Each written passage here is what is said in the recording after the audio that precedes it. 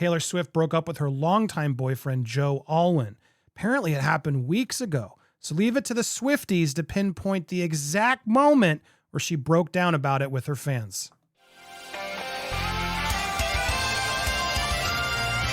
Welcome to Popcorn Planet. I am Andy Signore. Taylor Swift and those Swifties, man, they love their Easter eggs. I'm a Taylor fan. I am a Swiftie, but I don't have the memory or the brain to handle all the data that these Swifties do. They're like the best detectives on the internet. They truly are. And as word broke down from numerous reliable sources, Entertainment Tonight broke it first, and then People came to confirm it. Taylor Swift broke up with Joe Alwyn. Now, this was a surprise because it seemed like there was maybe a baby on the way, an engagement. These two were keeping things private. It was one of Taylor's longest relationships. It seemed like real love. He was writing songs with her on the album, guys.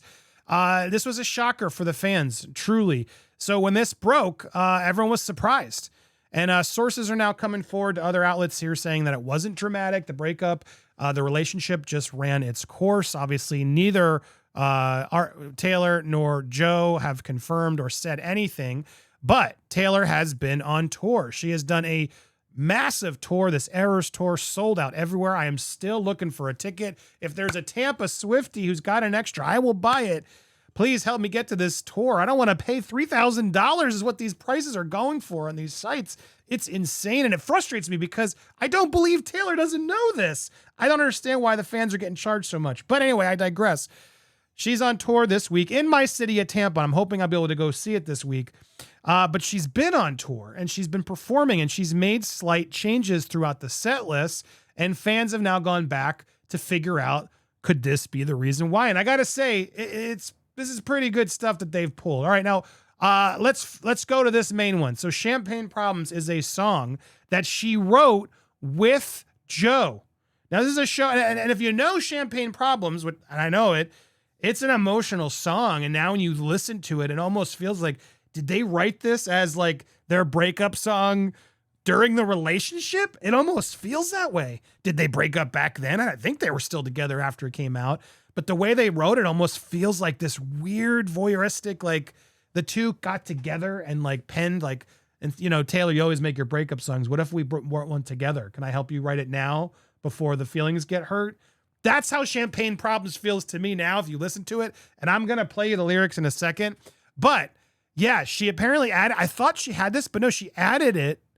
I guess it's unclear whether she added the song. It sounds like she did. But during a performance when she was at Glendale, Arizona, fans have caught this moment where she performed the song. And yeah, I got to say, it does seem like she's breaking down. I got to be careful of the of playing the music here because YouTube's just the worst. But you can just see her with her fans. She adds this song in and she's having trouble with it. You can just tell it's emotional. She doesn't like break down sobbing into tears per se, but you get this sense that this is a hard one to get through. And this would have been like last week. And reports are that they broke up weeks ago. So she puts this song in the set list, a song she wrote with Joe. And it's all about her saying no to being, to a proposal and turning him down. And her eyes get more and more teary-eyed as it continues. I'm going to try and play a portion of it because it's kind of effective. Sorry, I hate TikTok so much. I'm trying to zoom it, but then I can't click things. I got to zoom it. I wanted to keep it big, but...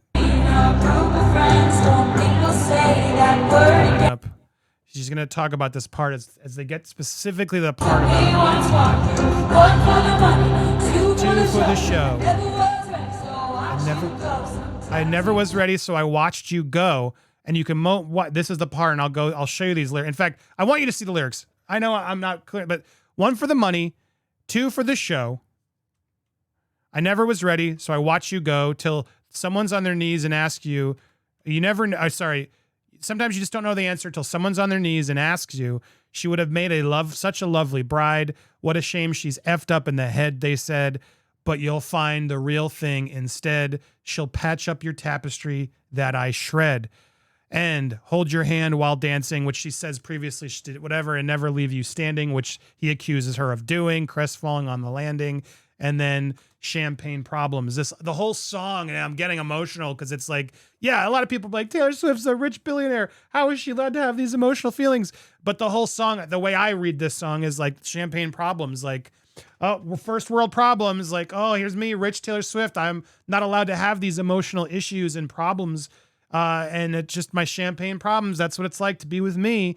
Yeah, we can always have our champagne, but no one will really understand the heartache and the issues that I suffer behind the scenes privately as she sings this song, Champagne Problems. Sorry, I'm not bad. But anyway, so she's singing this part of the song, the finale of the song. And yeah.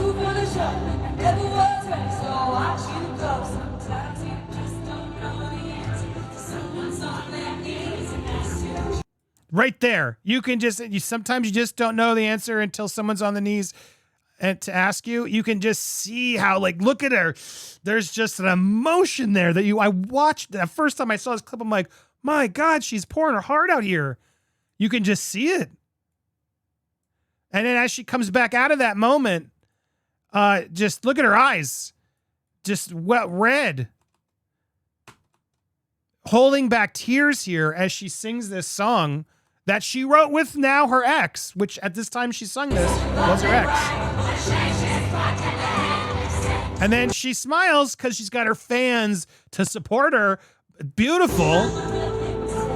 And that keeps her going. And I think that's really what this is about. Ultimately, and she's, keeping it back together as she gets through this, but she's almost like a masochist in a way. She's like, got to do this whole tour now about all these breakups, these songs, while just going through this massive breakup with who everybody thought was her biggest, love, and one that was there, which is what she did. Again, if that wasn't enough, she also switched out the song Invisible String, which we all attested was the love letter to Joe, with The One.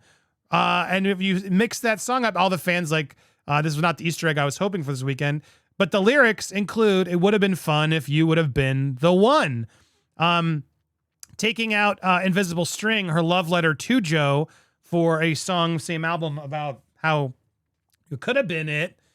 She's definitely pinpointing the fans to let them know of her heartbreak, of the issue, without coming out and saying it exactly, because she wants to keep things private. She does it through her songs. And I think this is it's beautiful, but two, I'm blown away by Taylor Swift and how she's able to go on a global, I guess it's not global, but this is a massive tour. She's doing 3 nights at our stadium here in Tampa, and they're all sold out. I don't know how, across the globe, it's multiple nights at stadiums, all sold out, tickets going for thousands of dollars each. And it's a over 3-hour show where she does through multiple albums of her career. And she's now doing it all while, broken up. Now, I think what do you do when you're really hurt? You just keep working, is what a lot of people say what you do. And sometimes that works.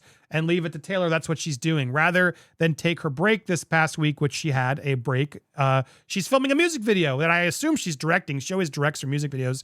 And she was inspired by The Batman. And here's some images from the set, which look kind of cool. Her stealing like a Mona Lisa or something, running through the streets with explosions. She wanted to have a Batman-style video. I'm guessing it's karma. Some people say vigilante, but I think it's karma. What do you got? Taylor Swiftie fans, what do you think down below? But there you go. There's all the Taylor updates. That's what they suspect really happened. This just came its course. They are still on good terms. They hope to be friends. That's what the language is here from the little quotes I've seen from sources. But at the end of the day, this speaks volumes to me.